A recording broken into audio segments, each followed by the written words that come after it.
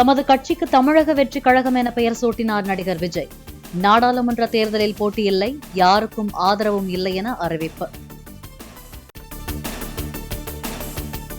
2026 சட்டமன்ற தேர்தலில் போட்டியிட்டு வெற்றி பெறுவதே இலக்கு என விஜய் அறிவிப்பு. நாடாளுமன்ற தேர்தலுக்கு பின் கட்சியின் கொள்கை, கோட்பாடு, கொடி, சின்னம் மக்களின் முன் வைக்கப்படும் என்றும் அறிக்கை. அரசியலில் தன்னை முழுமையாக ஈடுபடுத்திக் கொள்ளவே விரும்புவதாக நடிகர் விஜய் கருத்து. ஏற்கனவே ஒப்புக்கொண்ட திரைப்படம் சார்ந்த கடமைகளை முடித்துவிட்டு முழுமையாக மக்கள் சேவைக்கான அரசியலில் ஈடுபட உள்ளதாக விளக்கம். நிர்வாக சீர்கேடுகள் மற்றும் ஊழல் மலிந்த அரசியல் ஒருபுறம் என்றால், சாதி மத பிளவுவாத அரசியல் கலாச்சாரம் மறுபுறம் நிலவுவதாக விஜய் விமர்சனம். தன்னலமற்ற, வெளிப்படையான, தொலைநோக்கு சிந்தனை உடைய அரசியல் மாற்றத்துக்கு தமிழ்நாட்டில் ஒவ்வொருவரும் இயங்குவதாக கருத்து. விஜய் கட்சியின் லெட்டர் ஹெட்டில் இடம்பெற்றுள்ள பிறப்புக்கும் எல்லா உயிர்க்கும் என்ற குரல் சொற்றொடர். வழக்கமாக ஜோசப் விஜய் என்று குறிப்பிடுபவர் கட்சி அறிக்கையில் சி விஜய் என கையொப்பம். கட்சியின் பெயர் அறிவிக்கப்பட்டதை அடுத்து தமிழ்நாடு முழுவதும் விஜய் ரசிகர்கள் பட்டாசு வெடித்து கொண்டாட்டம். சாலைகளில் மக்களுக்கு இனிப்புகளை வழங்கி மகிழ்ச்சியை பகிர்ந்தனர்.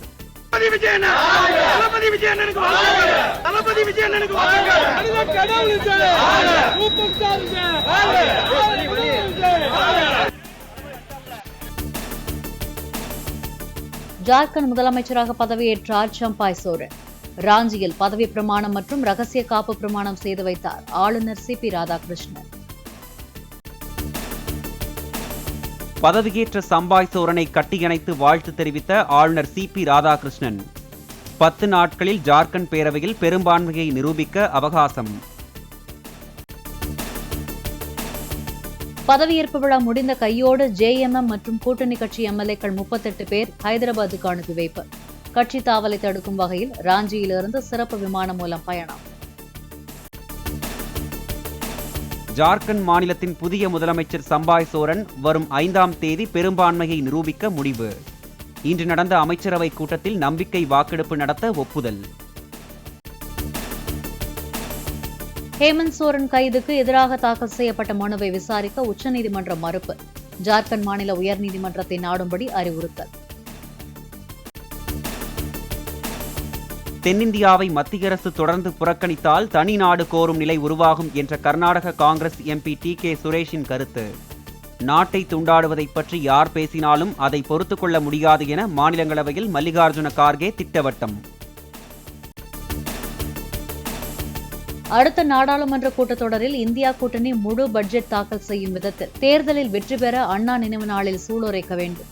திமுக தொண்டர்களுக்கு எழுதிய கடிதத்தில் முதலமைச்சர் ஸ்டாலின் வலியுறுத்தல். காவிரி ஆணைய கூட்டத்தில் மேகதாது விவகாரத்தை நீர்வள கமிஷன் பார்வைக்கு கர்நாடகா எடுத்துச் செல்ல திமுக அரசு அனுமதித்ததாக எடப்பாடி பழனிசாமி கண்டனம். திமுக, காங்கிரஸ் திரைமறைவு நாடகத்தை உடனடியாக நிறுத்திக் கொள்ள வேண்டும் என வலியுறுத்தல். எதிர்வரும் நாடாளுமன்ற தேர்தலில் திமுக கூட்டணியில் கமல்ஹாசனின் மக்கள் நீதி மய்யம் இணைய உள்ளதாக தகவல். தென் சென்னை, கோவை ஆகிய மக்களவை தொகுதிகளை கேட்க உள்ளதாகவும் தகவல். புதிதாக கட்சி தொடங்கியிருக்கும் நடிகர் விஜய்க்கு அமைச்சர் உதயநிதி ஸ்டாலின் வாழ்த்து.